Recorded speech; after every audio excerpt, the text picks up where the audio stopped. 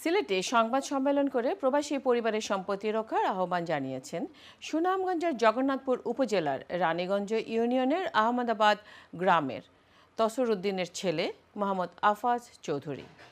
বুধবার দুপুরে সিলেট নগরীর ইমজা মিলনায়তনে আয়োজিত সংবাদ সম্মেলনে তিনি এই দাবি জানান।